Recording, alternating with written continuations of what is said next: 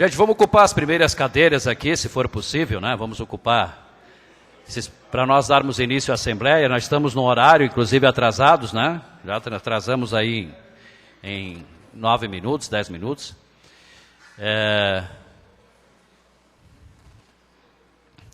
Ocupar aqui as primeiras cadeiras. Vamos rapidamente, então, formar a nossa mesa. Um bom dia, né? Bom dia a quem não cumprimentei ainda, mas acho que cumprimentamos a todos. E dizer da satisfação de estar aqui com vocês. Dando início à Assembleia, então, conforme o edital, nós tínhamos a primeira chamada marcada para as 9 horas e 30 minutos, segunda chamada para as 10 horas, né? Segunda convocação. E para dar início, então, vamos compor aí a mesa de honra, chamando primeiramente o presidente da VEV, o vereador de Massaranduba, Giovanni Tonetti.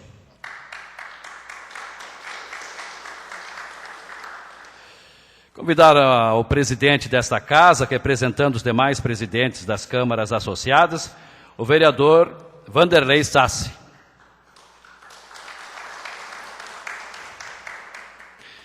Convidar o coordenador da Escola do Legislativo, o vereador Marcos Manes, o professor Francisco Schork, nosso diretor pedagógico.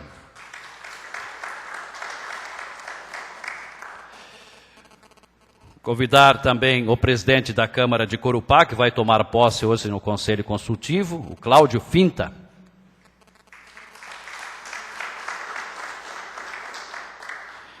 Convidar o presidente do Comitê da Bacia do Itapucu, Sérgio Victor Santini.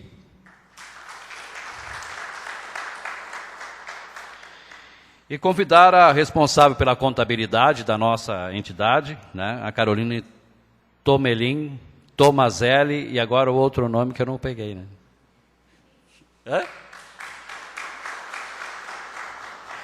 Tá bom, Carol, obrigado. Então, vamos ocupar aí.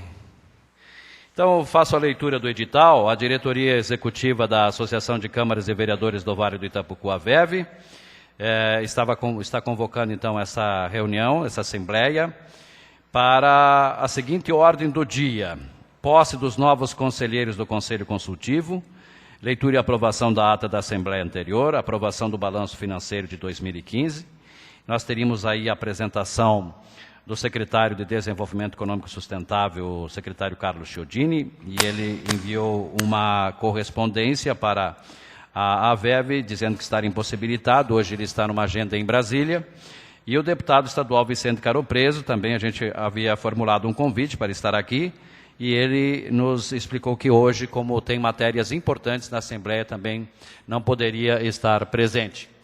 Nós teremos também a apresentação de moções e assuntos gerais. Esse é o edital que foi enviado e afixado nos murais das câmaras de vereadores, enviado a todos os vereadores e câmaras associadas.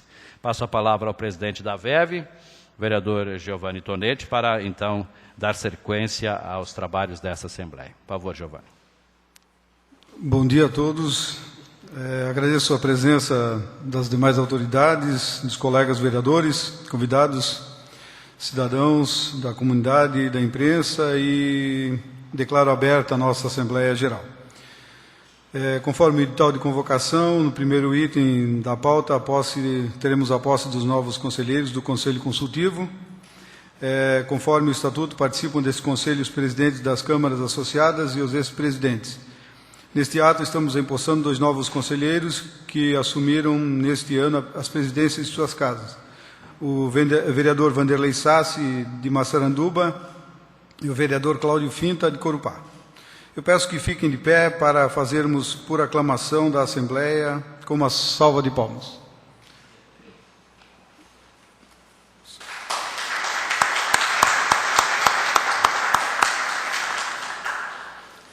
Estão empossados.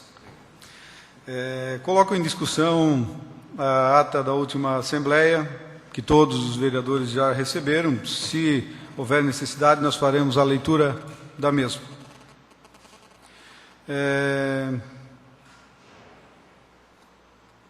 Como não há manifestação nesse sentido para que se faça a leitura, eu coloco em votação. Quem estiver a favor, permaneça como está, do contrário, se manifeste.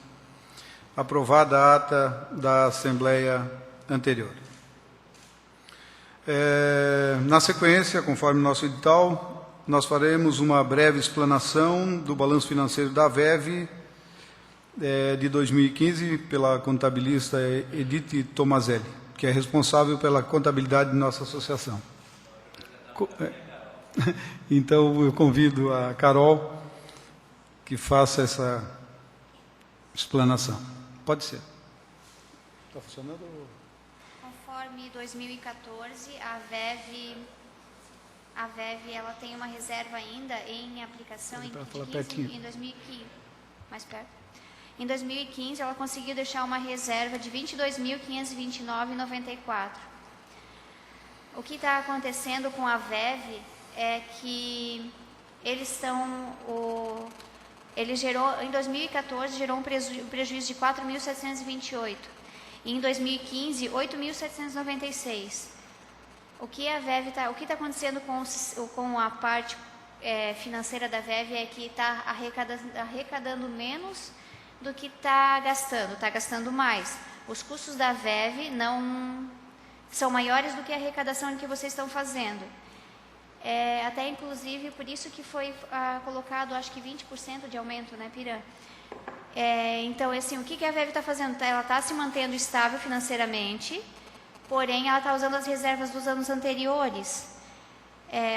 Se caso, o que a gente sugeriu, né, aumentar a arrecadação e fazer uma provisão desses valores para poder melhorar a cobrança no caso de 2016. Porque em 2014 já houve esse prejuízo também.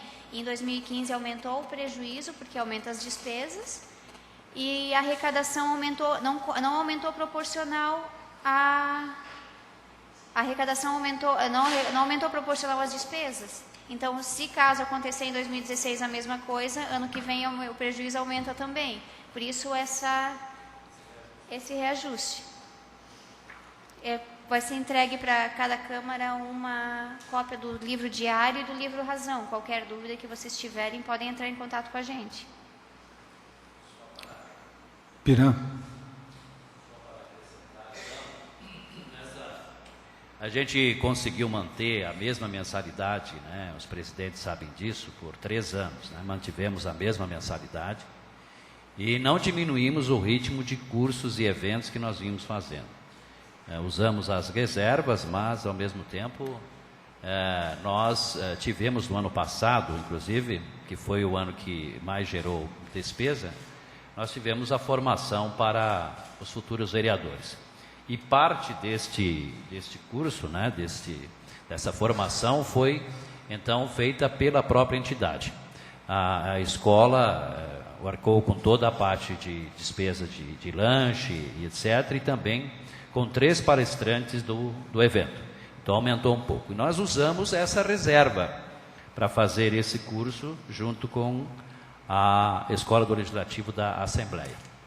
Então, nós conseguimos manter a entidade com 3 anos sem reajuste de mensalidades, só que chegou no final do ano passado, a gente viu que era necessário, né, junto com a Carol, e vimos que era necessário realmente fazermos um pequeno reajuste, e aí foi aprovado esse reajuste na Assembleia, então, no final do ano passado. Né? O reajuste, o acumulado do NPC, ele dava um pouco mais de 20%, mas a gente arredondou para 20%, então, e foi aprovado nessa Assembleia, estaremos repassando neste ano. Mas mesmo assim a entidade conseguiu se manter e se mantém ainda com essa reserva, estamos ainda com o dinheiro em caixa, né? Estamos com cerca de R$8.000 ainda em caixa para continuar nesse processo que a gente vinha desenvolvendo. E é claro, com o apoio dos presidentes, né? A gente aguarda aí, espera que todo mês o repasse seja feito dentro da data prevista para que possamos então continuar com os trabalhos e pretendemos não diminuir também o número de eventos e cursos esse ano, porque já temos alguns já definidos e queremos continuar também. Só para colocar então o que foi arrecadado, mais ou menos, Carol, e o que foi feito de investimentos e gastos, enfim, né? O valor da arrecadação foi de R$ 62.205,68. E o valor da despesa operacional, que é o que mantém a associação, deu 71.800. Então, é um pouco mais alto, mas eu acho que com esse reajuste vai conseguir manter a entidade em 2016, sem o uso das reservas. É isso. Além disso, é importante também fazer o registro que a VEV ela não está mais, hoje, junto à Anvale, né? Como todos sabem, os vereadores sabem da situação, a sala que a VEV utilizava foi solicitada pela Anvale e nós fizemos um trabalho em busca de uma solução e, felizmente, nós conseguimos. Nós fizemos um contato com o prefeito Dieter, de Jaraguá do Sul, e a prefeitura cedeu um espaço na rodoviária de Jaraguá do Sul. Então, a VEV hoje ela tem um novo endereço e, em função disso, também nós estamos gastando um pouco mais para adequar o ambiente, que era uma sala desocupada. Então, isso também vai ter um custo um pouco maior para a nossa entidade. Mas o lado positivo é que nós temos agora um novo endereço para que a entidade possa utilizar nas suas atividades. Ok? Fica o registro, então. Alguém gostaria de se manifestar em relação à questão da prestação de contas? Coloco em votação. Quem estiver a favor, permaneça como está. O contrário, se manifeste. Aprovada, então, a prestação de contas referente a 2015. Na sequência, nós teríamos a participação dos deputados Vicente Caro Preso e Carlos Chiodini. A VEV encaminhou o convite e suas assessorias responderam que para este dia estariam impossibilitados de participar por estarem cumprindo outras agendas. Então, como um dos temas a ser tratado com os deputados e o secretário Carlos Chiodini seria sobre recursos hídricos, já que a secretaria dele vem atuando nesse tema, convidamos os técnicos do Comitê do Itapucu para fazer uma explanação dos trabalhos que estão sendo realizados na região. Então, eu passo a palavra ao presidente Sérgio Victor Santini e aos técnicos que o acompanham. Antes disso, só gostaria de fazer o registro da presença do presidente da Cooperativa Agrícola Juriti, Orlando Giovanella, e também do presidente do Sindicato dos Trabalhadores Rurais, nosso amigo Lúcio Stolf. Santini.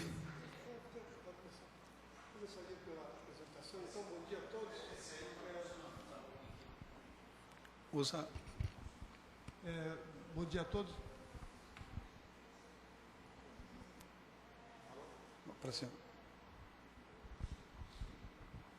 Oi, alô. Bom dia a todos. Eu gostaria já, para começar, a secretária executiva do comitê, a Karine, vai começar a apresentação.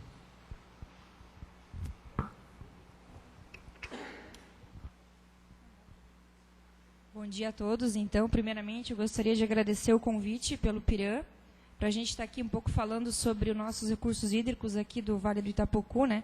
Que apesar que não pode vir o secretário, mas quem atua diretamente aqui na região com os recursos hídricos é o Comitê de Bacia, que a gente vai explicar um pouco, a gente vai mostrar um pouco o que é a Bacia do Itapucu e o que é o Comitê. E, além disso, sobre o plano de bacia, que já está sendo iniciado aqui na região, e o cadastro de usuários, que é um tema que vai ser agora muito falado aqui na região, com a vinda do plano, e o comitê também está se mobilizando este ano para fazer essa capacitação com o cadastro de usuários.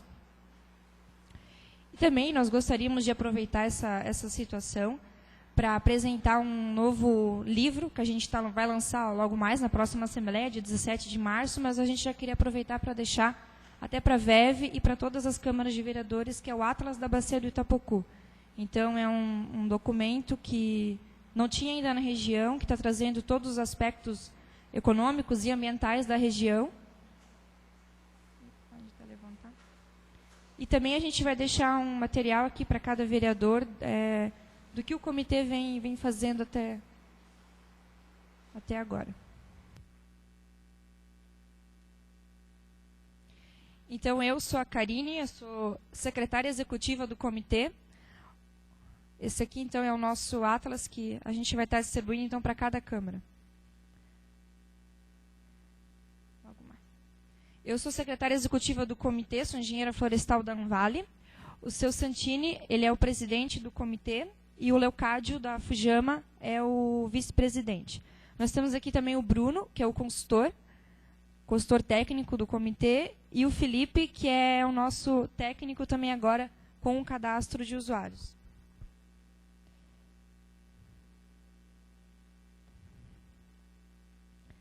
Então, eu vou falar rapidamente o que é a bacia hidrográfica do rio Itapocu. Para questões de gerenciar os recursos hídricos de todo o Estado dividiu em regiões hidrográficas. Nós aqui estamos na região 06, juntamente com o Comitê Cubatão Norte, que é a região nordeste de Santa Catarina, né? Então, o Estado é dividido em todas essas regiões. E abaixo de nós, então, tem a região hidrográfica do Vale do Itajaí. Bom, a nossa bacia hidrográfica, ela vai além dos limites dos municípios, tá? Ou tem municípios que estão parte dentro da bacia e tem municípios que estão totalmente inseridos na bacia. São 13 municípios, desde Campo Alegre, onde tem as nossas nascentes, São Bento, Corupá, Jaraguá, Xereder, boa parte de Joinville, que é a região do Piraí, também faz parte da nossa bacia hidrográfica. Uma pequena parte ali de Blumenau, aqui na divisa com Massaranduba, Guaramirim, São João, Barra Velha, Araquari e Balneário Barra do Sul. Os recursos hídricos de Balneário Barra do Sul não influenciam a nossa bacia hidrográfica, mas o Estado, a SDS, resolveu colocar eles dentro da nossa bacia para fins mesmo administrativos dos recursos deles, desse município. Então, além da nossa bacia hidrográfica do rio Itapocu, nós temos as subbacias, que são os principais rios aqui da região, e são 9 subbacias que nós dividimos. Bom, o rio Itapocu, então, que é o principal rio da bacia, ele é formado lá em Corupá, com a confluência dos rios Novo e o rio Humboldt. A nascente mais distante do rio Itapocu é o rio Vermelho, que começa lá em cima em Campo Alegre, passa por São Bento e vem para Corupá no rio Humboldt. E o rio Itapocu, ele tem 89 quilômetros desde a sua formação ali em Corupá, atrás dos bombeiros, até a Foz, quando ele deságua no oceano, lá em Barra Velha, na divisa Barra Velha e Araquari. Então, aqui nós temos imagens da formação lá do rio Itapocu, em Corupá, e a Foz lá em Barra Velha. Bom, a nossa bacia hidrográfica, nós temos que pensar sempre num relevo, né? Ela tem dois, vamos dizer, relevos distintos, que é uma parte alta, que é lá em cima das nossas cabeceiras, onde a água vem rapidamente aqui para a nossa região, que é uma região de baixada. Então, aqui nós temos um perfil do rio Itapocu, com a sua nascente mais distante, lá em cima, no Rio Vermelho, a 954 metros de altitude. E lá em Campo Alegre. Bom, mas quem cuida, vamos dizer assim, dos recursos hídricos na nossa região, quem atua, são os comitês de bacia. Então, o que é um comitê de bacia? Ele é um órgão colegiado de caráter consultivo e deliberativo. Ele está atrelado, também vinculado ao Conselho Estadual de Recursos Hídricos. A principal função do comitê de bacia é aprovar o plano de bacia, esse que agora está sendo iniciado aqui para nós. E, além disso, promover debate das questões relacionadas aos recursos hídricos, decidir os conflitos relacionados com a água e propor os critérios de outorga. Então, o nosso comitê de bacia, ele foi criado lá em 2001, pelo Decreto Estadual 2.919, e nós temos agora 37 entidades membros, e ele é um fórum, então, de debates, um parlamento das águas. Então, o nosso comitê, ele é composto por 40% de usuários de água, 40% da população da bacia e 20% os órgãos da administração federal e estadual. Esse aqui é a composição atual do nosso comitê no segmento de usuários de água. Então, a Casan, SAMAI, Associação Comercial representando as indústrias, né? Algumas indústrias, a cooperativa Juriti, Malve, Duas Rodas, todos os sindicatos também da região.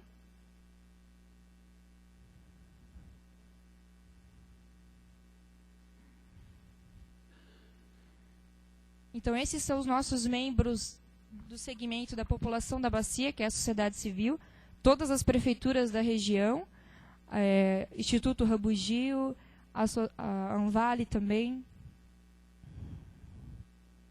e o segmento do poder público, que é o CREA, a SALESC, a EPAGRE, SIDASC, a SDS e a SDR.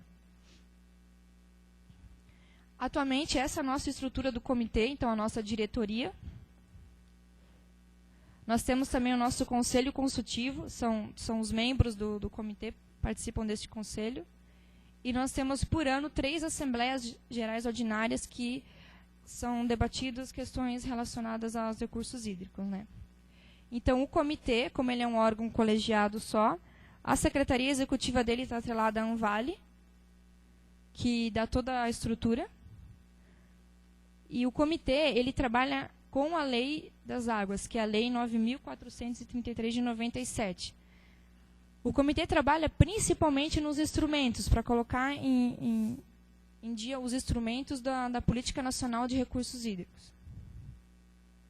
Então, esses são os nossos instrumentos. Então, que nem já falei, o nosso principal é o plano de bacia, que vai dizer quanto de água nós temos aqui na região, quanto de água está sendo usado, ou quanto de água nós precisamos.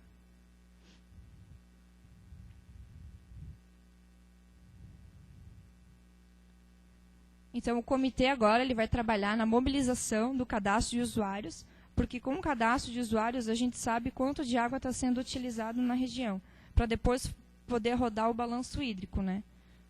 Através do plano de bacia. Para mais para frente ter as questões da outorga, para todos esses usuários. Então, essa é a sustentabilidade do comitê, que está atrelada à Anvale, e a Secretaria de Estado, a SDS, ela todo ano dá 150 mil pelo FEIDRO, que é para operacionalizar mesmo o comitê administrativamente, né? E fazer trabalhos na região. Então, essa é a nossa estrutura com o FEIDRO. Nós realizamos materiais, a gente faz educação ambiental nas escolas. Nós temos todo o material educativo, a gente tem até uma maquete. E agora o Atlas, o lançamento do Atlas. Além disso, nós temos as ferramentas de gestão que auxiliam todos os membros do comitê e o pessoal das prefeituras, que é o SIG, o Sistema de Informações Geográficas, monitoramento da qualidade da água, e o Sistema de Monitoramento Hidrometeorológico, vai passar mais na frente, que é um trabalho de uma Câmara Técnica que está dentro do comitê, que é a Câmara Técnica de Prevenção de Cheias. E também, com o dinheiro do FEIDRO, foi realizado o Plano de Prevenção de Cheias para todos os municípios aqui do Vale. Que com isso nós também lançamos as manchas de inundação.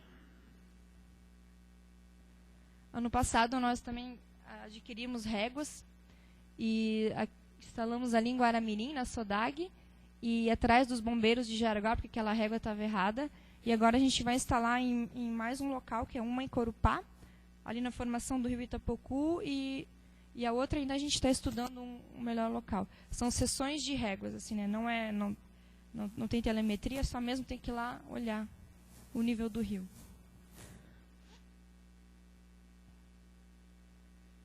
Então, também nós realizamos o mapeamento da rede de monitoramento, todas as estações que temos aqui na região, porque com isso nós lançamos, então, um sistema de monitoramento, onde em um sistema só a gente tem acesso a todas as estações em tempo real.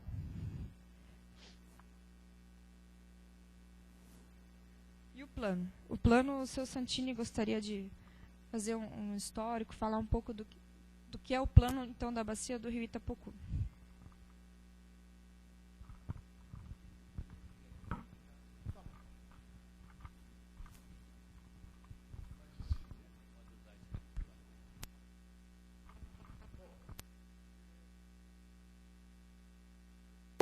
Tá, agora melhorou. A Karine falou, então, já da situação geográfica de uma bacia hidrográfica. Eu vou começar a falar do início. O Brasil tem uma legislação sobre água que iniciou em 1934.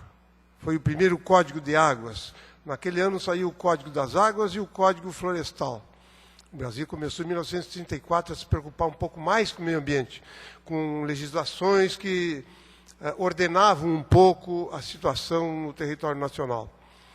Em 1965, houve uma reformulação do Código Florestal, e com uma legislação que mudou um pouquinho. Ali em 1987 teve alguns anexos, que foi principalmente as medidas de áreas de APP. Em 1989 é que uma lei federal pelo deputado Altenir Werner, lá de Rio do Sul, que por causa daquelas enchentes em Blumenau, é que eles adotaram umas medidas de área de APP. A distância do ribeirão que devia ser preservada a mata nativa, ou então a área de preservação permanente. 30 metros em ribeirões pequenos, 50 metros, 100 metros e tal. 1989, até ali não existia uma medida. E em 1997 surgiu um novo Código das Águas, chamado a Lei das Águas. 1997. E nesse código, então, nessa lei, o governo federal resolveu fazer a gestão dos recursos hídricos através da sociedade organizada. A sociedade que fosse se organizar. O poder público tirou um pouco a sua responsabilidade para deixar para a sociedade, de maneira geral, se organizar e fazer isso. Então, a figura do Comitê de Bacia Hidrográfica é a partir dessa data, dessa lei de 1997. Aqui na região, eu, na época, trabalhava na IPAGRE com irrigação e drenagem. Então, recursos hídricos e tudo, eu era um especialista nessa área. E eu tinha participado de um curso de especialização, onde foi lançado, praticamente naquele ano, no final de 97, início de 98. Inclusive, um livro sobre essa lei das águas. E eu, aqui na região, comecei a pensar quem é que vai fazer isso, né?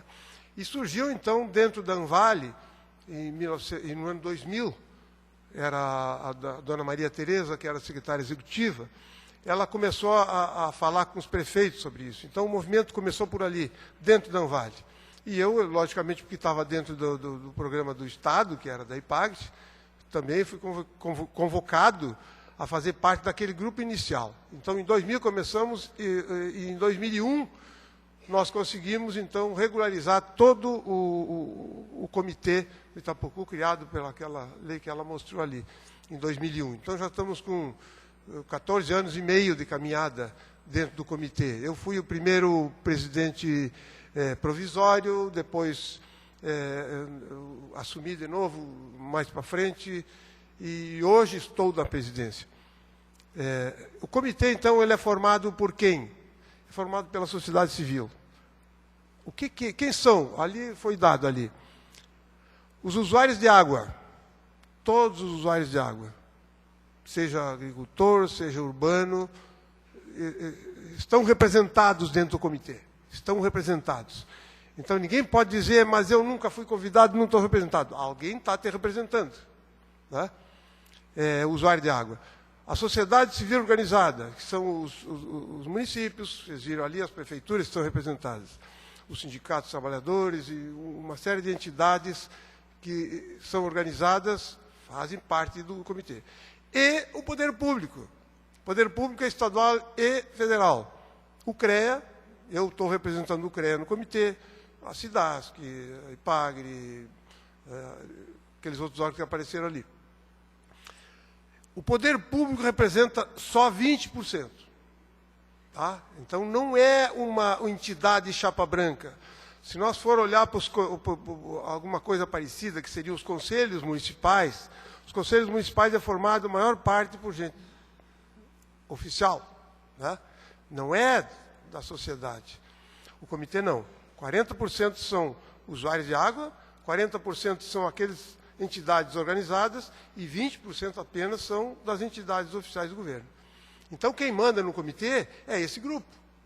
Esse grupo que tem a obrigação de fazer a gestão das águas.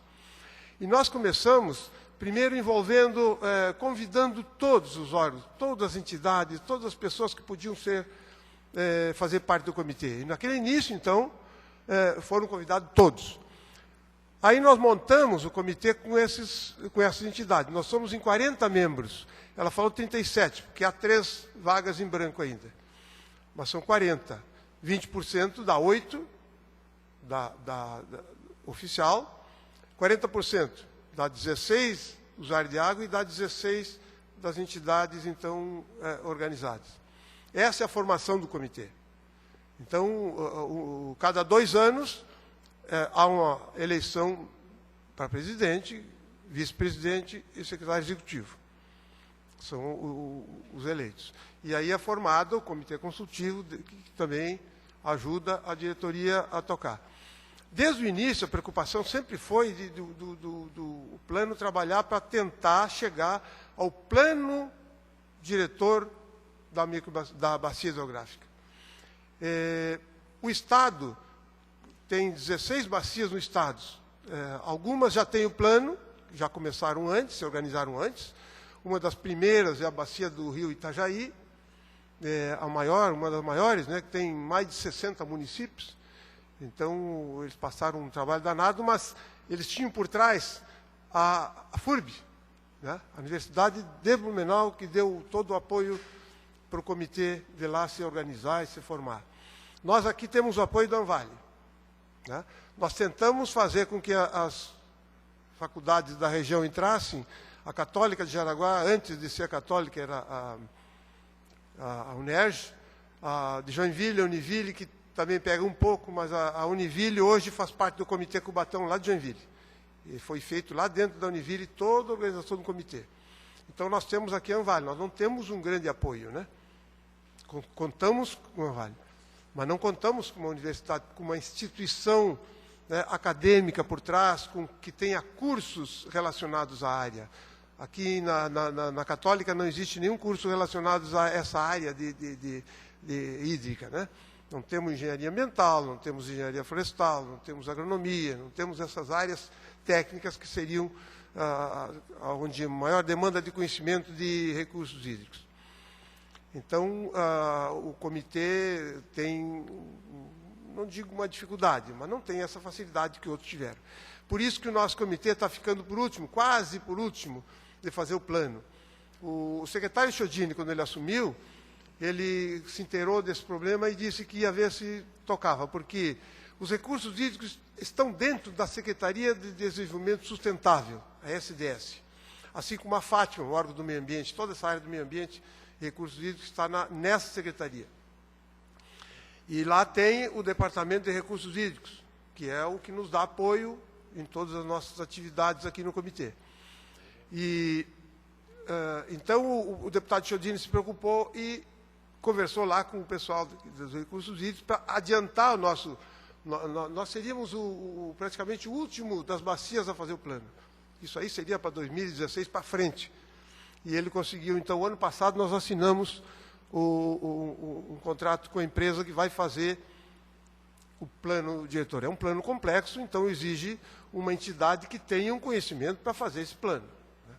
Então, foi contratada a Unisul de Tubarão, que é a universidade lá do sul do estado, e eles vão começar agora, já este mês, nós vamos começar a nos reunir com ele. Amanhã temos uma reunião que já vai vir um professor da universidade para conversar conosco ali, da diretoria do comitê, para nós darem o pontapé inicial do trabalho já na prática, né?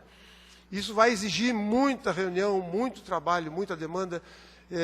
Vai ter que ser feitas reuniões em cada município para tratar com isso. Vai ser convocada a sociedade para dar palpite, tipo audiência pública, né? Sobre esses recursos. Porque o plano, ele vai implantar todas as diretrizes de gestão das águas. Até sair essa lei das águas, a água não tinha um comando, né? A água é federal, é estadual? Quem é que manda nas águas? Quem é que faz? Alguém vai lá e tira à vontade, alguém polui à vontade e fica por isso, né? Então, essa lei de 1997 colocou tudo em ordem, as coisas. Hoje, quem deve fazer o gerenciamento das águas é o comitê. A hora que nós tivermos o plano, esse plano feito, que esse plano vai levar uns 2 anos, não é uma coisa que vai se fazer aí em 4, 5 meses. Porque tem que começar a fazer um levantamento de todos os usuários, de todos os tipos de uso da água que nós temos hoje, né? E para chegar à classificação dos cursos d'água, classe 1, classe 2, classe 3, que são a qualidade de água do rio, como é que ele deve ficar, não a qualidade que tem hoje, como é que esse rio tem que ter uma qualidade da água, nós temos que preservar, nós temos que nos preocupar com o futuro das águas de cada município. Nós temos um crescimento grande na região, dos municípios estão um crescimento grande, e de onde é que tiram essas águas, né? Hoje, Massaranduba, vocês estão aqui, pega a água do ribeirão ali do Rio de Janeiro, mas essa água vai ser possível até quanto do crescimento de Massaranduba, né? Então, tem que se preocupar, todo mundo tem que se preocupar com isso, né? Guaramirim é a mesma coisa, Guaramirim está pegando água do rio Itapocuzinho, é um rio que tem uma certa dificuldade, é um rio que apresenta picos de poluição lá, que tem que suspender o tratamento da água e o fornecimento do município, né? Jaraguá está pegando água do rio Itapocu e está pegando de outros já, né? A cidade está crescendo muito, há uma demanda enorme de água, e assim cada município tem a sua situação. E o plano vai se preocupar com tudo isso aí. O plano é da bacia, entendeu? Ela falou antes ali, são 13 municípios. Nós pegamos até aqui, vocês conhecem de Massaranduba, um cantinho de Blumenau, está aqui dentro. Embora Blumenau não faça parte do comitê, porque nunca houve interesse deles, é um pedacinho pequeno do município, né?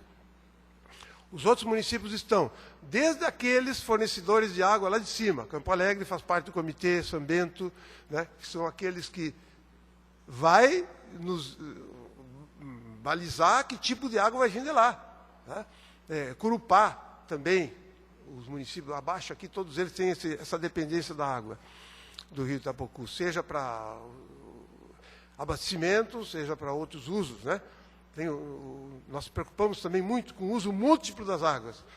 As águas não devem ser para fazer uma represa para hidrelétrica, só para isso. Não, ela tem que ter outros usos, né? Seja para lazer, seja para abastecimento, seja para irrigação agrícola, tem que ter um múltiplo uso de água.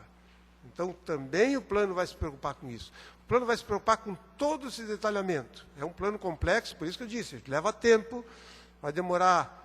Nós calculamos que pelo menos uns 2 anos até esse plano estar pronto. A hora que o plano estiver pronto, aí se começa, então, a parte de controle e execução.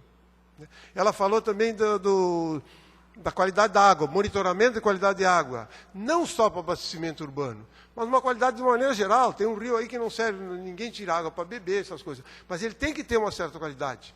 Nós não podemos largar poluição ali. Qual é os problemas de água hoje? Nós estamos numa região que, graças a Deus, nós temos chuva o ano todo. 12 meses de chuva. É só olhar os gráficos de precipitação de chuva. Nós temos chuva todos os meses do ano, numa quantidade significativa. Não temos problema de falta de água. Os maiores problemas hoje detectados na região.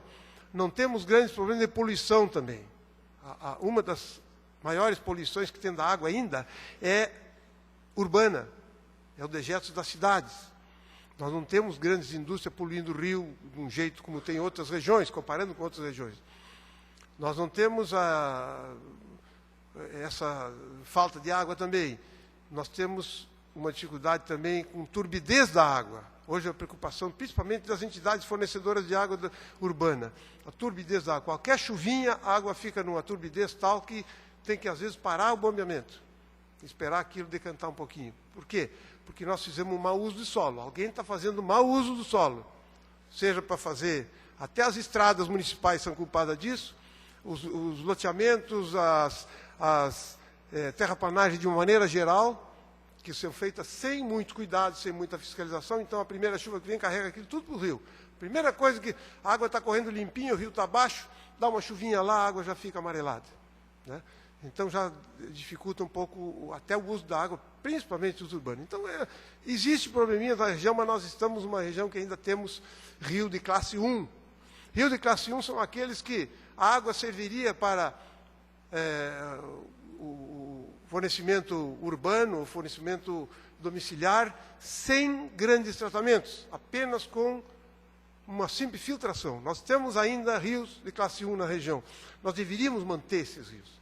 Né? Classe 2, então, é aquele que tem um pouquinho mais e tal. E tem a classe 3, que são rios destinados praticamente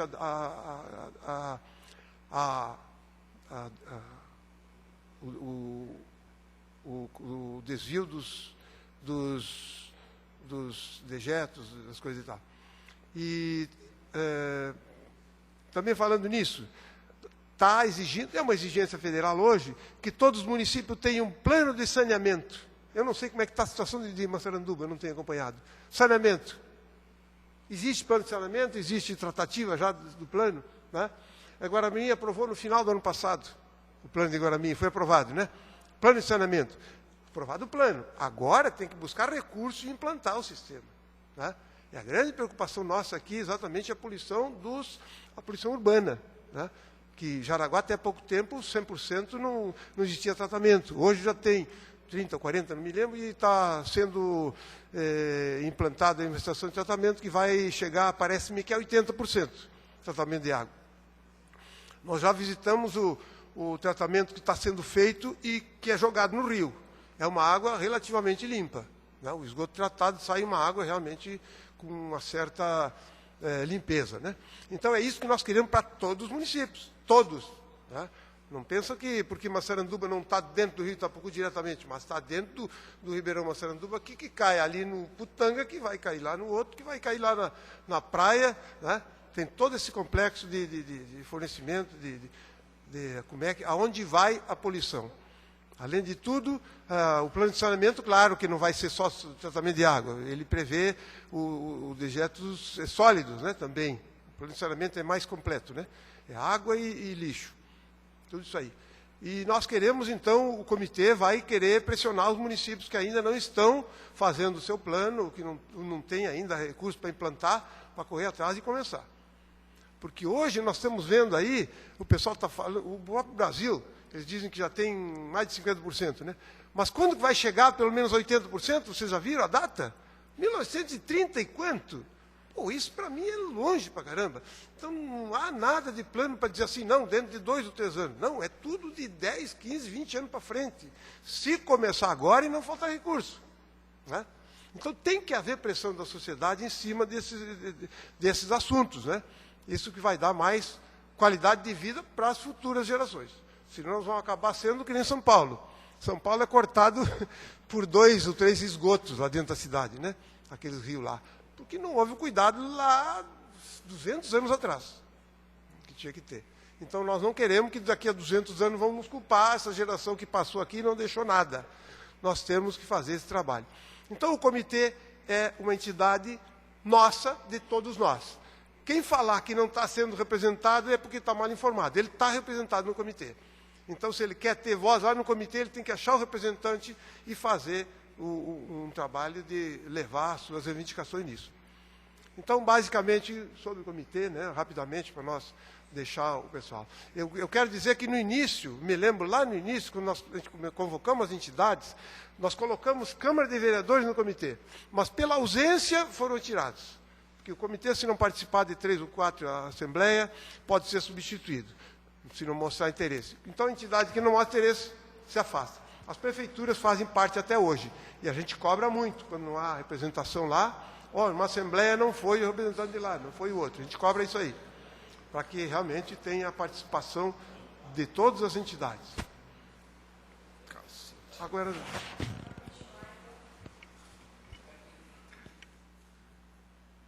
Só para continuar, então, a gente mostrou, ano passado, no final do ano, foi assinado a elaboração do nosso plano de bacia pelo secretário Carlos Chiodini, e a secretaria repassou dinheiro para a FAPESC, que é o Fundo de Amparo à Pesquisa, e a FAPESC, então, contratou a Unisul para estar fazendo o nosso plano de bacia.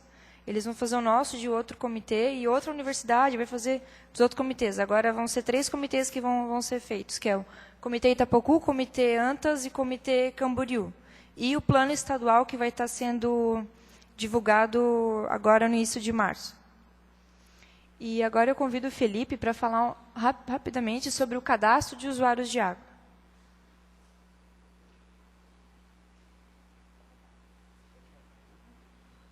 Bom dia, pessoal. Então, a gente vai falar rapidamente sobre a questão do cadastro de usuário de água. Pegando o que a Karine falou e o que o Santini falou, o cadastro é muito importante para a gente saber a quantidade de água que está sendo utilizada dentro da bacia.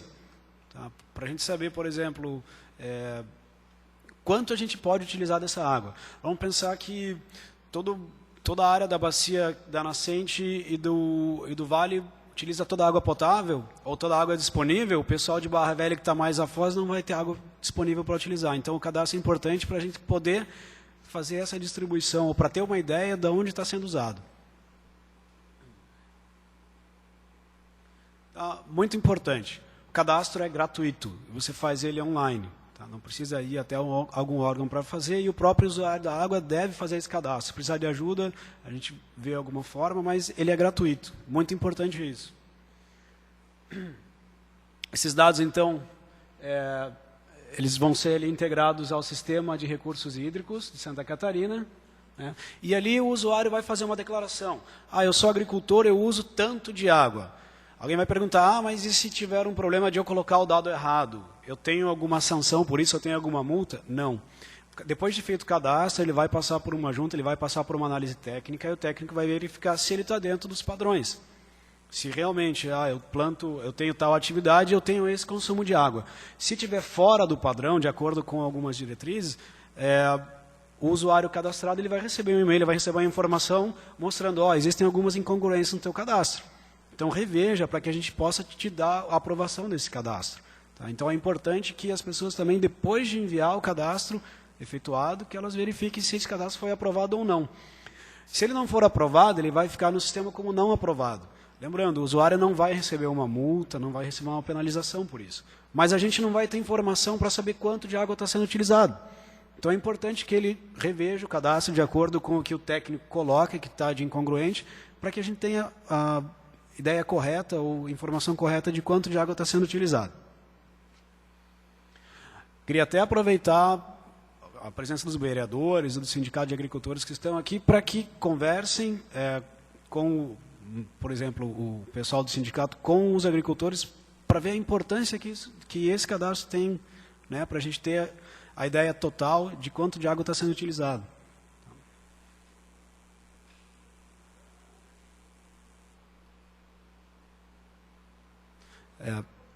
Oi?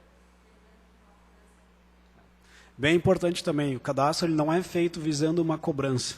Tá? Muita gente acha, não, vai ser feito o cadastro, eles vão começar a me cobrar por quanto de água eu estou usando. Não é essa a finalidade. Tá? Então, a ideia de fazer o cadastro não é uma ideia de, o cadastro é feito para gerar uma cobrança. Não é. É para a gente ter ideia de quanto de água nós temos, para termos a informação para fornecer para o plano de bacia, para que o recurso hídrico, a utilização dele seja otimizada, ou que seja possível que todos os integrantes da bacia consigam, né, utilizar esse recurso. A ideia ali, a palavra está grande, planejamento. Então, o cadastro é subsídio para que a gente possa fazer um planejamento. Então, já voltando ao que foi dito, né, subsídio para a execução do plano de bacia, para a outorga de usar água no futuro, o enquadramento dos corpos hídricos, como o Santini falou, e para que a gente tenha informação de quanto água tem disponível no sistema. O público-alvo do cadastro são usuários de água. Alguém pode se perguntar, tá, eu tenho água encanada na minha casa, então eu sou usuário. Isso é bem importante. A pessoa que tem água na sua casa fornecida, por exemplo, pela SAMAI, pela Casan, ele não é considerado usuário de água, ele é um consumidor da água. O usuário é quem pega a água diretamente do recurso hídrico. Se eu tenho a minha casa ou o meu sítio, eu pego a água de um poço, ou eu pego a água direto do rio ou de um lago, aí eu sou considerado usuário. Agora, se eu estou na área urbana e a Casan me fornece água, o usuário é a Casan. eu sou consumidor. Eu, como consumidor, não preciso fazer o cadastro, mas a Casé precisa. Porque ela está tirando água do rio, está utilizando o recurso e fornecendo para outros. O agricultor que pega a água direto do rio, ele é usuário, ele precisa fazer o cadastro. Certo? Lembrando, fazer o cadastro não gera uma conta, você não tem que pagar por isso e não vai gerar uma cobrança. Até porque a gente percebe que a maioria dos usuários cadastrados, eles têm um valor de uso insignificante da água. Eles usam muito pouco. Então, consta lá que eles usam um pouquinho só da água, e isso também não gera. Existem poucos grandes usuários de água.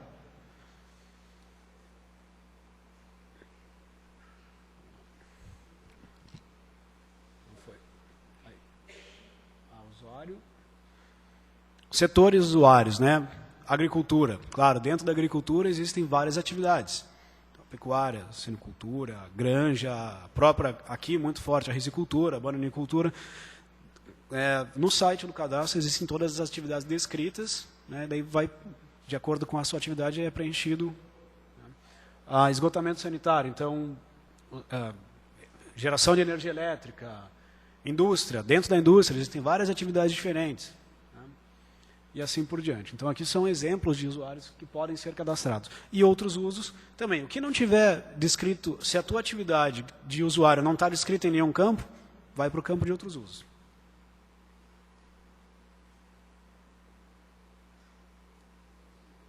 Aqui é aquela diferença que eu falei. O usuário é quem retira a água diretamente do corpo hídrico. Esse é o usuário. Tá? O consumidor é quem está... Nós, em casa, somos consumidores porque essa água já foi retirada por outro e a gente está utilizando essa água. Só precisa fazer o cadastro quem retira a água diretamente do corpo hídrico. Tá? Esse a gente considera usuário. Sei que os termos, no dia a dia, eles são muito confundidos, mas é bem importante deixar claro isso. Tá? A pessoa que tem água em casa, por exemplo, abastecida pela Casam, pela Samai, não precisa fazer o cadastro, porque ele é um consumidor e não um usuário. Voltando, importante cadastrar para a gente ter o conhecimento geral da bacia, do que está disponível. E como fazer esse cadastro? Então, nós temos agendado, estamos preparando uma capacitação para agricultores, para interessados ou para a sociedade civil relacionada à bacia, para mostrar como fazer esse cadastro, mas aqui é só rapidamente como é feito. Existe o site, cadastro.agas.sc.gov/cadastro, e ali você coloca os seus dados e você vai preenchendo, né, os dados que são pedidos para a gente ter essa ideia geral. Ali é a cara do site, né, com os usos diferentes que você pode ter. Tá? Então, cada campo desses aqui são informações que você vai colocando.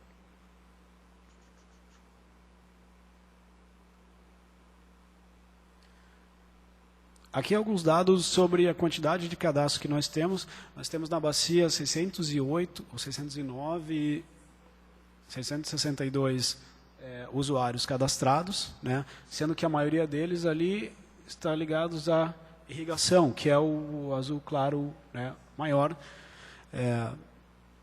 e os demais usos também registrados. Temos 402 ligados à irrigação.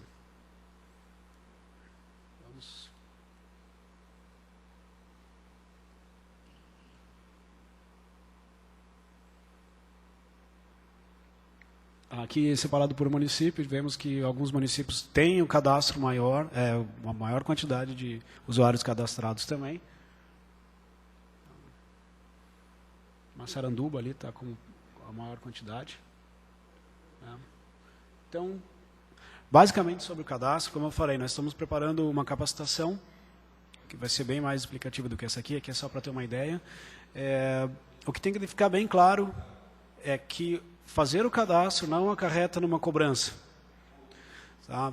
Todo usuário tem que se cadastrar. Isso é, todo mundo que pega a água direto do recurso hídrico precisa se cadastrar. E o mais importante, por que a gente precisa desse cadastro? Porque nós precisamos saber, não a quantidade de água que nós temos no rio, mas a quantidade de água que é utilizada no rio para que todo mundo possa utilizar essa água. Obrigado. E além disso, a gente vai estar, então, fazendo algumas palestras sobre o cadastro de usuário, mais profundo, como fazer esse cadastro, Mas quem também tiver dúvida, pode entrar em contato com a gente, que o Felipe ele vai estar alguns dias disponíveis lá na Vale para estar auxiliando no cadastro. Até mesmo quem teve o cadastro recusado, a gente percebeu bastante ali no sistema que tem muitas pessoas se cadastram, aí tem o cadastro recusado, mas não vão atrás para arrumar, porque a SDS emite um parecer, daí você pode ir atrás e pode arrumar esse cadastro. Então, a gente vai estar trabalhando agora em cima disso. E qualquer dúvida, então, podem mandar e-mail ou ligar para a gente lá na Vale. E esses são os nossos portais. E agora a gente gostaria de entregar, então, o nosso Atlas. Pira, tu puder me ajudar?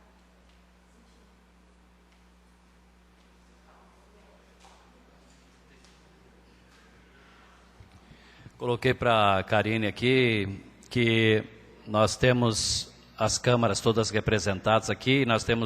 Hoje nós estamos sem a representação de Jaraguá, mas aí Jaraguá, como está lá na Anvale, fica fácil da gente encaminhar para a Anvale. Então, temos um representante de cada câmara aqui que pode receber aí esse material. Pedir para o Douglas, então, vamos fazer essa entrega assim. Douglas, de Barra Velha, por favor, receba então aí o material. Só falar um pouquinho? Sim. Rapaz, ó, esse Atlas da Bacia Geográfica levou 2 anos para ser feito, com muitos técnicos que ajudaram. Né? Nós tínhamos a nossa consultora do comitê, a Ania, passou um trabalho danado, ela saiu do comitê já o ano passado, mas ela tinha a responsabilidade de terminar esse Atlas, e ela terminou esse Atlas.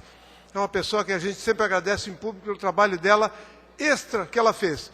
Isso aí é um trabalho muito útil para quem quer conhecer todo o histórico da Bacia Geográfica, os recursos hídricos nossos aqui.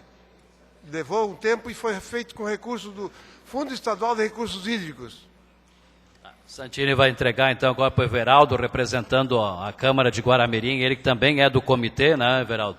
Everaldo Sprung recebe então em nome da Câmara de Guaramirim. Convidar o Cláudio Finta para receber em nome da Câmara de Vereadores de Corupá. Está aí o Cláudio.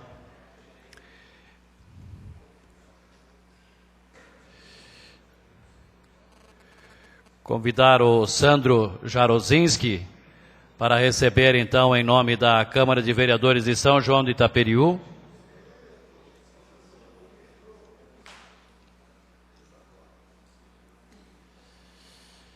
Convidar o Adriano teve que sair já.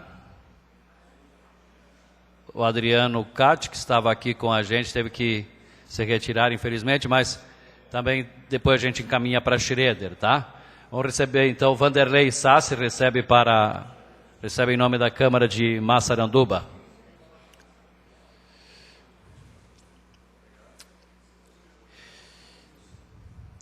Convidar o nosso presidente Giovanni para receber aí em nome da AVEV, da Associação dos Vereadores.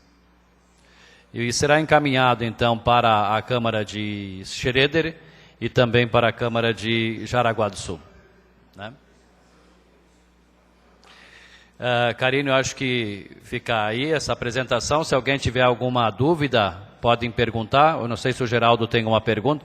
Vereador Geraldo? Oi? O presidente da Juriti, por favor, também para receber um Atlas. Por favor, presidente.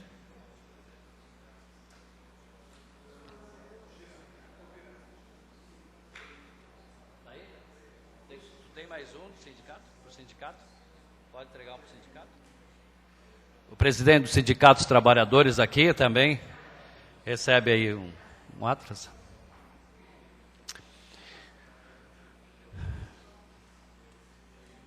Alô, oi.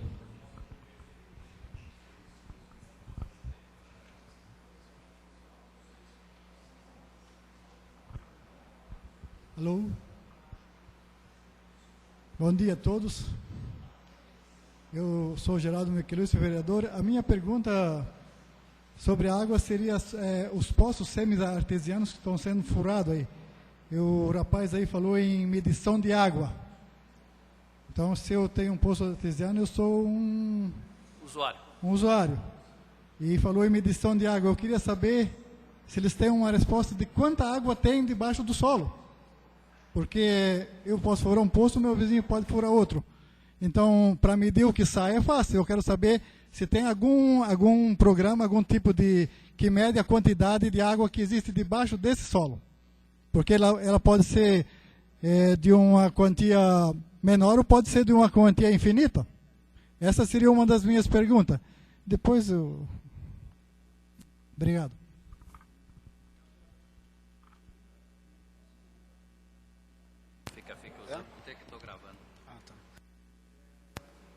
Bem importante a gente perceber essa questão do poço, porque até então não existe uma regulamentação direta sobre isso. E o que a gente percebe é que cada vez que mais pessoas vão furando um poço, esse poço, para você pegar água, o lençol freático, o nível freático cada vez mais baixo. Se você tem que furar mais fundo para você conseguir pegar essa água, quer dizer que o nível está diminuindo e a quantidade de água disponível também. Uma das respostas que o plano de bacia busca trazer, e a gente, com os cadastros, também busca trazer, é ter uma ideia certa de quanto de água tem disponível para isso também. Não existe um dado ainda certo para dizer quanto água tem disponível para baixo de água subterrânea. Não temos esse dado ainda, mas a ideia com o cadastro e com o plano é que a gente consiga mensurar isso. Inclusive, tem um campo no preenchimento do cadastro que é para quem está utilizando água de poço também. Até para a gente saber quanto de água está sendo retirado. Né? Se todo mundo fizesse o poço, podem perceber que cada vez mais o nível vai ficando mais baixo e o poço também é cada vez mais profundo. Certo? Era essa a questão? Bom dia a todos. Você falou que o cadastro é gratuito, né? Se costuma dizer, é gratuito para o agricultor. Mas sabemos que o agricultor ele não vai ter capacidade para preencher o seu próprio cadastro, como foi no CAR, né? Cadastro Ambiental Rural. Ele vai ter que pagar alguém para fazer. Né? Então, os sindicatos, claro, vão fazer gratuito para os seus associados, mas quem não é sócio de um sindicato provavelmente vai ter que pagar por um serviço prestado. Então, eu nessa questão de gratuito fico meio... né? Porque ele não foi elaborado, não é um cadastro simples, nós já vimos que tem alguns cálculos para fazer, né? Então, o agricultor ele não vai ele não vai conseguir fazer sozinho pela internet, né? Oi?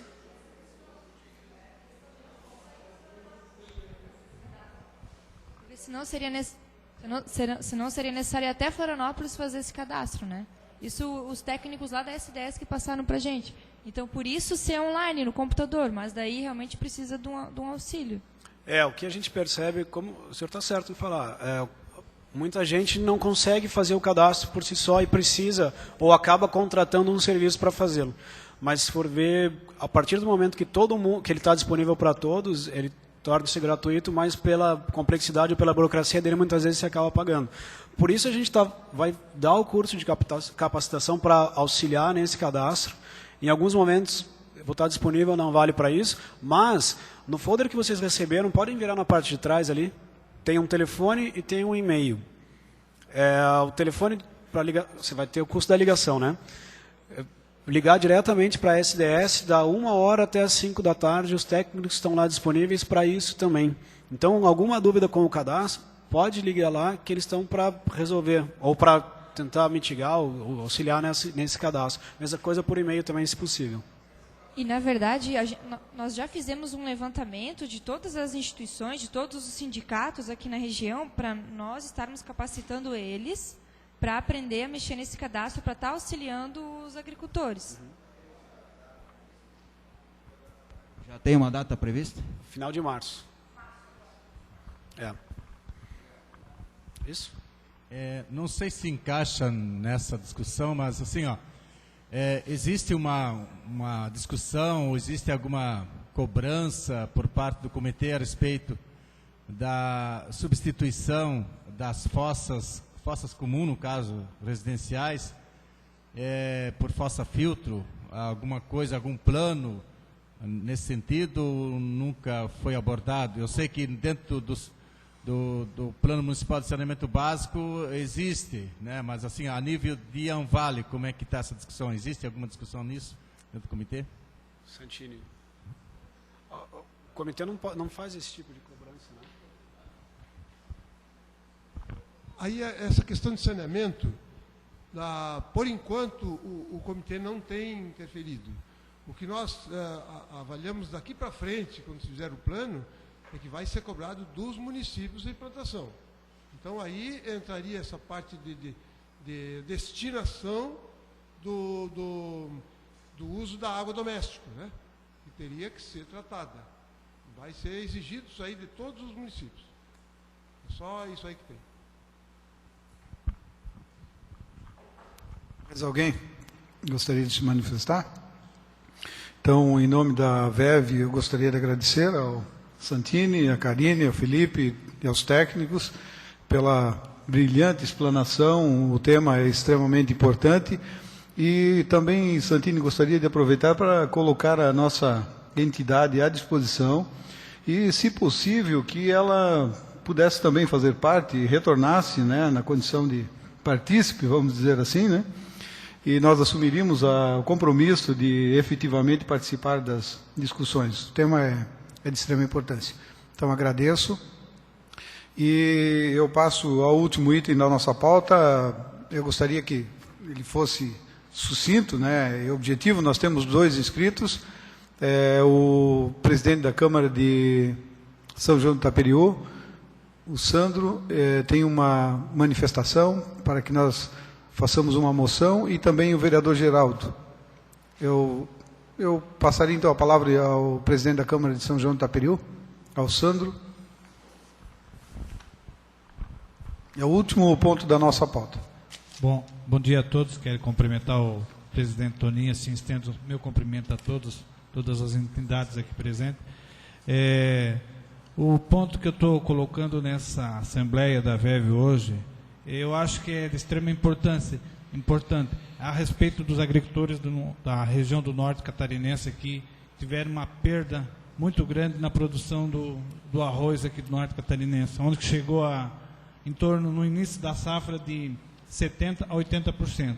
Aí, preocupado com a situação, também sou agricultor, como tem mais alguns vereadores que são agricultores aqui, tiveram a perda, de acionar a VEV, a Associação dos Vereadores do Norte Catarinense, para seguir nesse tema, para amparar os agricultores no sentido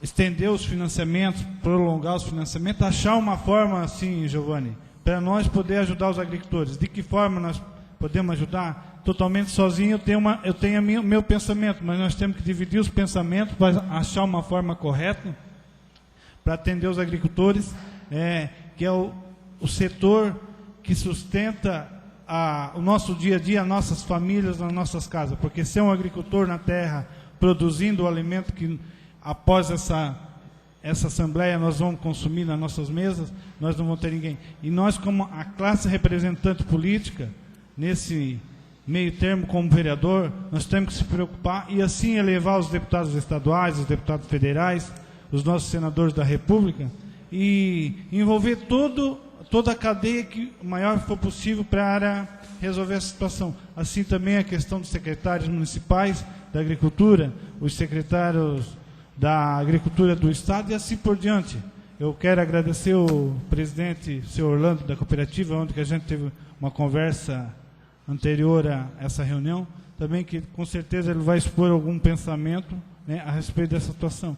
Aonde que lá no município a gente fez um relatório, baseado no relatório do engenheiro agrônomo, aonde que eu vou pedir para o Irã se pronunciar na tribuna para vocês ficarem mais por dentro do assunto. Muito obrigado. Okay. Obrigado, Sandro. Peço ao Piran que faça a leitura desse relatório. Relatório de perdas. A produção de arroz irrigado pré-germinado na região do Vale do Itapucu sempre destacou-se no estado pelas boas produtividades e também por ser a principal atividade agrícola da região, onde praticamente 90% dos rizicultores são pequenos produtores familiares, de acordo com o levantamento da IPAGRE e Ministério do Desenvolvimento Agrário. Na safra 2015-2016, as sequências de dias chuvosos de baixa luminosidade nos meses de setembro, outubro e novembro, afetaram o desenvolvimento da lavoura de arroz, acarretando em prejuízos drásticos ao produtor, que já encara os altos custos produtivos por consequência da alta dos insumos e fatores de produção, tais como fertilizantes e óleo diesel. As perdas da safra 2015-2016 para os produtores que plantaram a partir de julho a agosto de 2015 gerou em valores aproximados de 80% de perda da produção, ou seja, produtores que colhiam em média 35 sacas de 50 quilos de arroz em casca verde por morgo, equivalente a 140 SC de 50 quilos por hectare, nessa safra colheu 7 sacas, 11 sacas, ou seja, não pode nem arcar com os custos de produção, que segundo estudos, tais custos são de aproximadamente 40% a 55% da produção. E para demais produtores que plantaram nos meses adiante, tem sido observado a campo uma quebra aproximada de 20% da produção. A grande maioria desses produtores são tomadores de empréstimos em bancos, cooperativas e empresas ligadas ao setor produção e insumos, e não terão como arcar com suas dívidas. É muito comum na região produtores arrendarem terras de terceiros por meio de contrato verbal, uma vez que os proprietários encontram resistência em formalizar tais contratos. Com isso, o limite para custeio da produção desses produtores se restringe a áreas em que se consegue tal procedimento. Sendo assim, o produtor de arroz contrata um pequeno custeio nas agências de fomento e o restante da produção acabam custeando com a iniciativa privada. Em resumo, mesmo que esses produtores tenham acesso ao custeio, pedido ao Proagro, Seguro Agrícola, tais procedimentos não seriam capazes de cobrir o prejuízo pela quebra de produção, ou seja, além de acumular dívidas, não conseguiriam dar início ao plantio de uma nova safra. Estes fatores irão interferir na oferta de arroz no mercado, fazendo com que as empresas, engenhos, busquem matéria em outras regiões, como no Rio Grande do Sul, a qual também está sofrendo com quebras na produção. Consequentemente, irá aumentar os custos de produção nos engenhos, gerando aumento de preço do arroz beneficiado, que certamente será repassado ao varejo, afetando diretamente a população, uma vez que o arroz é alimento básico para as famílias brasileiras. Busca-se de forma emergencial solução para que as famílias produtoras de arroz da região do Vale do Itapocu possam seguir na atividade produtiva de forma digna e rentável. Quem faz esse relato também, junto com o vereador Sandro, é o engenheiro agrônomo João Guilherme Batista Rez, que também atua a nível regional aí como integrante aí desse processo, intermediando a agricultura com bancos, enfim, né? Eu acho que o próprio Santini pode contribuir com isso, pela sua experiência também na risicultura, mas a presidente da cooperativa que aí está, esse é um relato para que a gente chegue então a essa moção que vai se tirar dessa Assembleia para encaminhamentos, e aí sobre esses encaminhamentos é que a gente gostaria depois de ouvir até mesmo do Santini, o presidente da cooperativa e os vereadores, para quais órgãos vamos fazer esses encaminhamentos, solicitando providências e pedindo para que esses órgãos auxiliem esses produtores. Tá? Sandro. Aí, como assim, eu agradeço o Piran ter lido esse relatório. Aí eu deixo o tema aberto aí à Assembleia aí para quem quiser colocar alguma opinião. O que eu vejo no sentido é que nós temos que abraçar essa causa para ajudar esses produtores que tanto merecem. Seria isso aí, eu deixo o tema aberto para algum debate.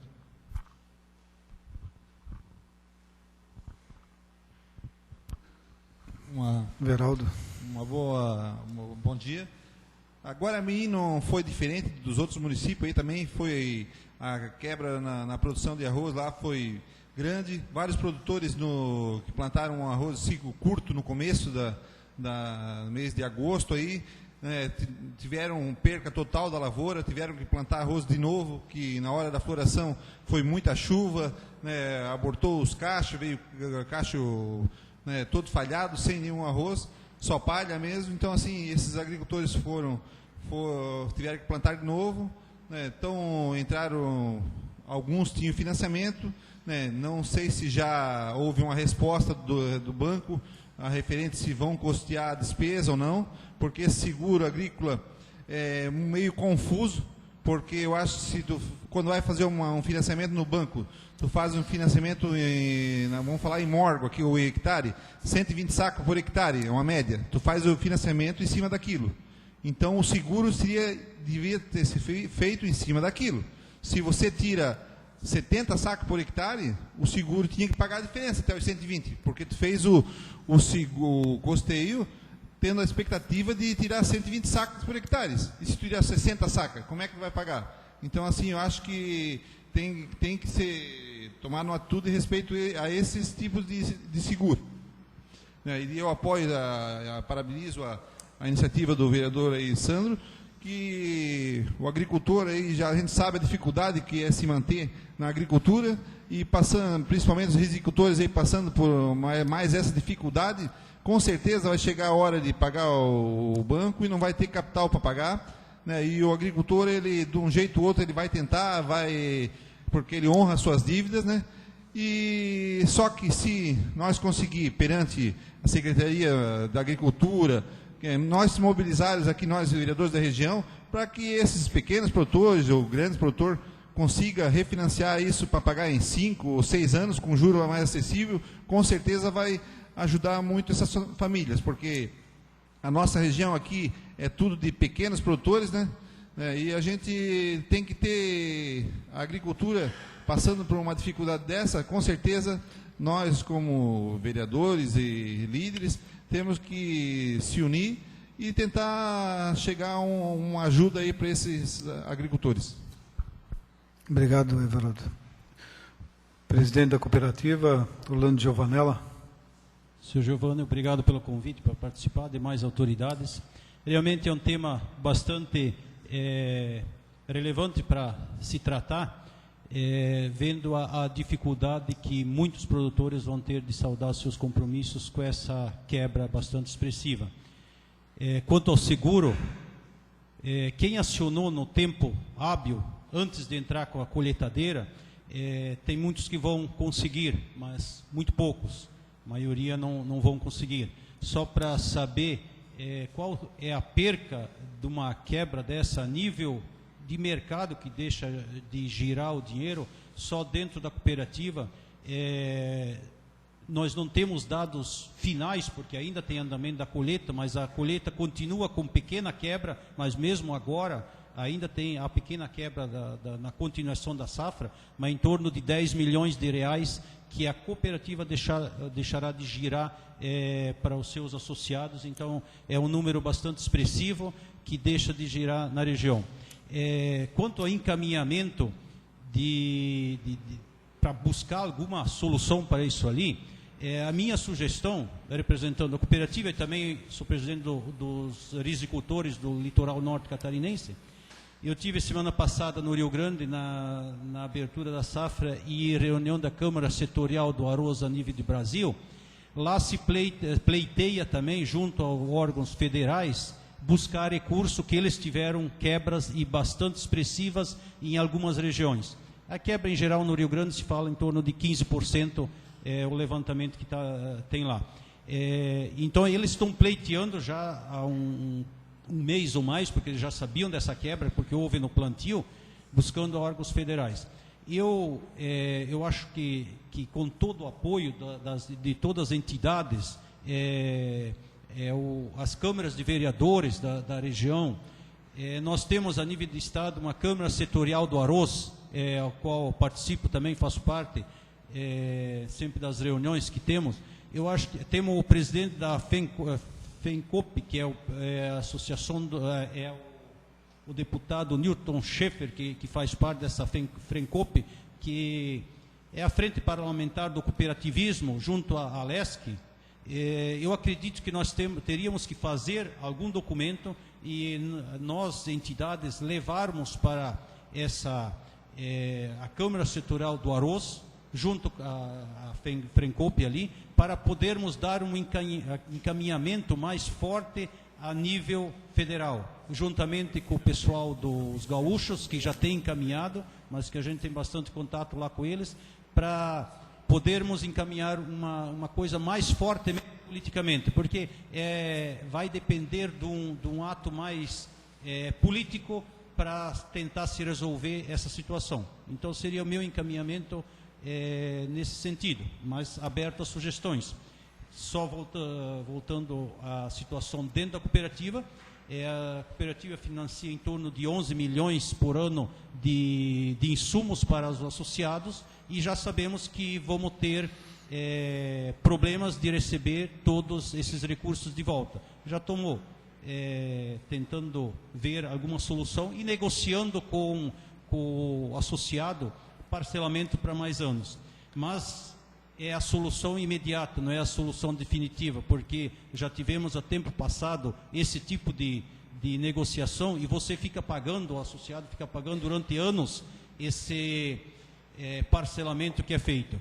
Então, estamos buscando também, já participei de várias reuniões, para o próximo ano, para o próximo plantio agora, a partir de julho, agosto, se tenta pleitear alguns seguros dentro da cooperativa a nível de financiamento dos insumos, que é um valor bastante expressivo. Então, estamos trabalhando em cima para ver se a gente consiga, para o próximo ano, assegurar pelo menos os insumos que se usa. O clima, como todos sabem, está mudando muito e o risco está sendo só do produtor, e temos que tentar dividir esses riscos para podermos continuar na atividade, que não está fácil. Isso aí. Obrigado, Orlando. Eu penso que também nós poderíamos encaminhar a Frente Parlamentar Catarinense. Nós vamos ter uma reunião no dia 7 de março. E, Piran, acredito que o encaminhamento será este. Nós vamos discutir isso até mais detalhadamente, consultando até o sindicato dos agricultores. E peço desculpas, eu não fiz o registro da presença da representante do Sindicato dos Produtores Rurais de Massaranduba. Como é que é o teu nome mesmo? Ancira. E também só o registro da presença do secretário de Planejamento, Fabiano Spezia. Não sei se Santini tem alguma gostaria de fazer alguma manifestação, Santini? Está num estado mais nativa? Bem encaminhado. Eu penso, presidente, se me permite, de nós continuarmos mantendo contato com o senhor, certamente durante essa semana vou fazer novos contatos com o senhor, ou a sua equipe, né, para a gente formular, então, nós vamos tirar uma moção do evento, certo? E sobre os encaminhamentos, eu não sei se nós poderíamos já começar para o dia 7, se o senhor achar uma ideia interessante, começar pelo dia 7, já que o Fórum Parlamentar, os deputados e senadores estarão em Jaraguá, poderíamos encaminhar já, começar por ali. E aí depois encaminhar então para a federação dos produtores e nesse sentido enviar esses expedientes para esses outros órgãos aí para fortalecer o pedido. Mas eu acho que nós poderíamos aproveitar a vinda do Fórum Parlamentar para iniciar por aí essa sugestão, esse pedido. Até no dia do Fórum, o nosso presidente terá acesso lá a usar a tribuna para se pronunciar em nome dos vereadores da região. E o senhor poderia também, nesse dia, aproveitar, né, e usar no seu pronunciamento essa preocupação levantada aqui durante a Assembleia. Eu acho que fica bem encaminhado nesse sentido, né, Sandro? E aí é só colocar a moção em votação agora. Ok. Está em votação. Aprovada por unanimidade. Passamos à segunda manifestação do vereador Geraldo. Bem, senhores, eu vou começar dizendo que é uma pena, presidente Giovanni, que os nossos vereadores não estão aqui para participar dessa reunião, dessas coisas importantes que temos para debater. Eu acho que as pessoas são eleitas pelo povo, é claro que a gente sabe que tem um ou outro tem compromisso, mas a maioria acaba se esquivando dos verdadeiros problemas que a sociedade tem. E quero dizer, senhor Orlando, que se dependesse de nós, vereadores, e fica o nosso a nossa ajuda se precisar. Pode contar conosco a qualquer hora, o senhor sabe disso. E rapidamente, eu não quero tomar muito tempo, mas sobre as águas, acho válido tudo que foi falado, bem colocado aí o cadastro, só que, senhores, temos de pensar nas pessoas que moram nas propriedades onde é captado água. Os colegas vereadores sabem que já discuti isso aqui na tribuna, e que temos de valorizar as pessoas que moram onde é captado água. Porque eu dou o exemplo de Massaranduba, porque quando foi começado em 82, ninguém pediu se lá que é a captação de água iria ser dado uma ajuda ou se os agricultores iam cuidar da água. Então, assim, primeiramente, temos que tratar bem o ser humano. A gente sabe hoje, por exemplo, que tem bananais, tem piscicultura, e a primeira coisa que o Estado faz, por exemplo, o município tem feito, dado alguma ajuda e tem se prontificado aí, no caso dos piscicultores, dando uma grande ajuda, mas a primeira coisa que os órgãos do Estado que fazem, quando acontece uma coisa, em vez de orientar, é penalizar os agricultores. E o que os agricultores fazem hoje, na verdade, é botar comida na mesa desse pessoal. Então, assim, o cara vai lá no restaurante domingo e come o melhor filé do mundo de tilápia e sai de lá com a barriga cheia e satisfeita. Mas ele não sabe que lá o agricultor tem sábados e domingos cuidando desse peixe. Então, o primeiro ser bem tratado tem que ser as pessoas onde há captação de água. E para isso os órgãos têm que se mobilizar. O caso da banicultura, por exemplo, o Santini já sabe que existia uma vez uma tal de Bolvera Bastiano, que era feito à base de arroz, eu acho que era isso, né, Santini? Você lembra? Que combatia a broca. E nunca foi feito. Enquanto isso, o cidadão continua colocando o maior perigo, que é o furadão, um veneno mortal. Mas não tem um órgão que toma uma providência para orientar o agricultor para que ele não use isso, para levar uma novidade diferente. Então, temos de dar, sim, prioridade às pessoas que moram onde se capta água aqui no Brasil. Temos que fazer parceria, temos que ser todos companheiros. Eu sei que a água é importante, mas a comida também é importante. Se faltar água e comida, vamos morrer todo mundo. Eu queria deixar aqui ao presidente da Ambev essas 4.122 assinaturas que nós ajuntamos com o trabalho de procurar verba a uma pesquisa maior ao combate ao mosquito do Maruim. O mosquito do Maruim, para quem vive no interior e deve estar consciente, é uma praga que vai ser uma praga do século, vai ter que virar um caso de saúde pública, assim como o mosquito da dengue e outros. E eu tenho levantado essa bandeira desde que me elegi e estou correndo atrás. Tivemos 2 reuniões junto com o Piran, aqui lá com o seu secretário, Marcelo Supelsa, onde na última parece surtiu um bom efeito, né, Piran? E que agora parece que é o PAG, que o Zabotti, que assumiu essa parte.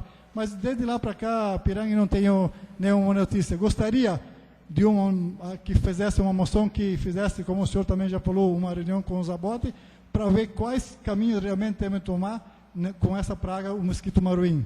E a minha ideia seria, eu estou fazendo um levantamento de quantos municípios tem aí, com o pessoal da Câmara me ajudando, quantos municípios estão atacados por essa praga do mosquito Maruim. Deve chegar 50, ou um pouco mais, um pouco menos, e depois, talvez, presidente, se a gente pudesse ir visitar a cada associação e formar uma comissão, talvez, de um vereador de cada associação só, né, para que a gente fizesse um trabalho em conjunto nesses municípios onde estão atacados, para que a gente chegasse até o governador e ele fosse sensível a uma pesquisa mais forte, porque nós não podemos agora esperar 30 anos ou esperar que aconteça alguma transmissão de doença. Porque quando se fala em saúde, o primeiro caso seria a prevenção. Então, primeiro prevenir antes de deixar acontecer. Seria isso, eu quero deixar entregue ao presidente aqui, isso aqui, e ele assina um protocolo que eu vou deixar aqui, para que essas 4.122 assinaturas tenham um pouquinho de efeito, com sensibilizar as autoridades para que... E espero também que os outros municípios tenham feito isso também. Obrigado. Obrigado, vereador Geraldo. Então, nós encaminharemos essa documentação para a Secretaria de Agricultura do Estado, é isso?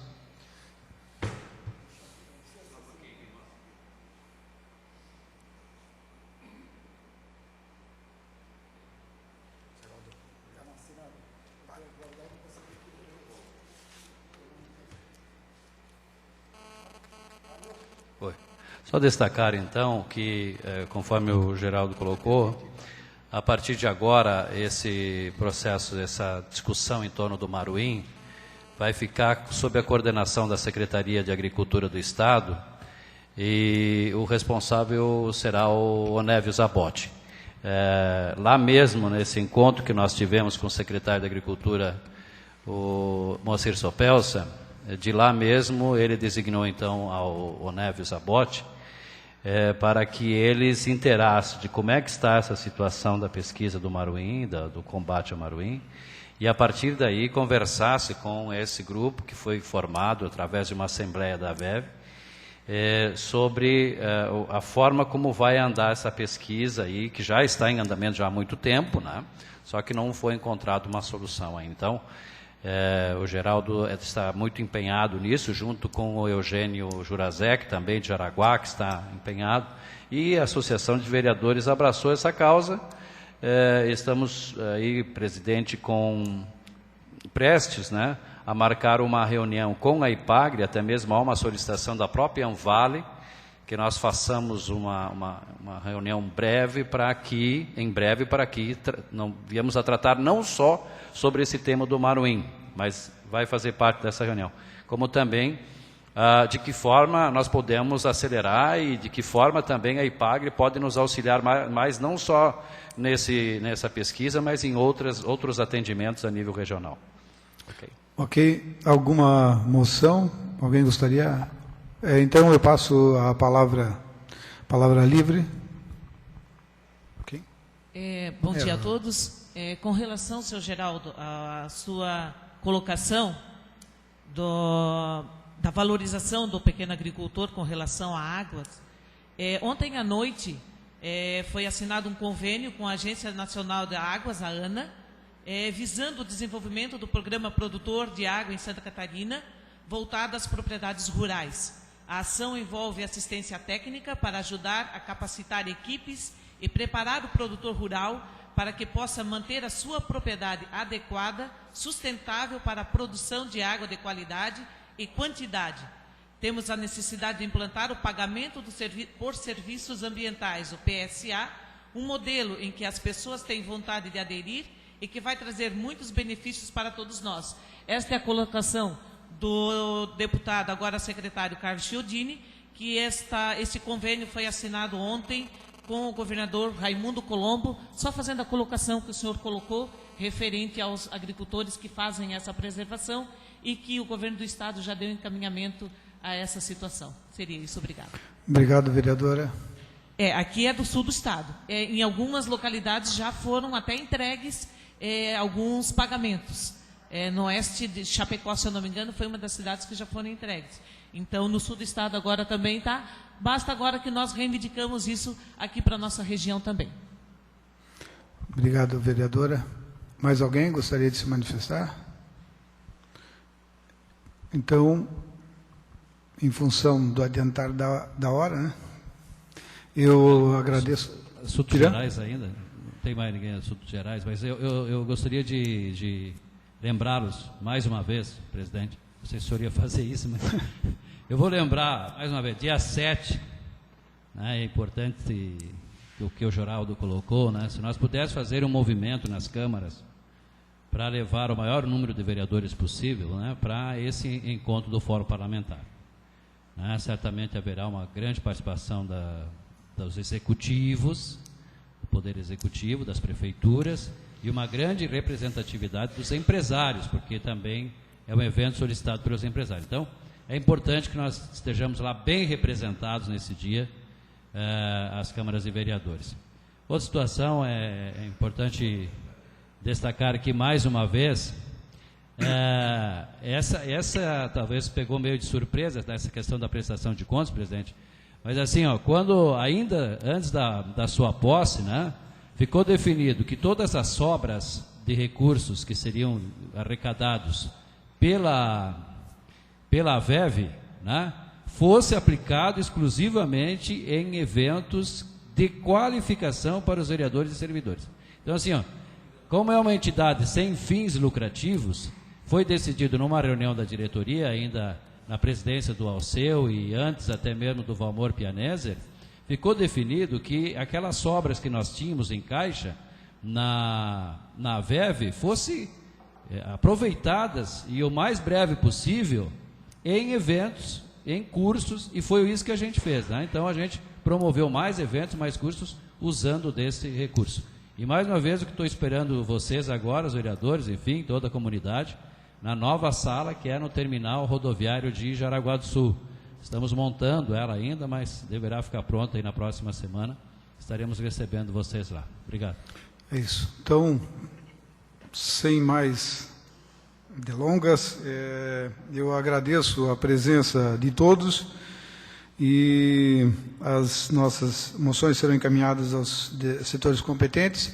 E eu diria àqueles que são de fora do município que nós temos bons restaurantes na cidade, né? Se quiserem aproveitar a visita ao município, que aproveitem e façam o almoço aqui na nossa cidade. Obrigado a todos e até a próxima Assembleia.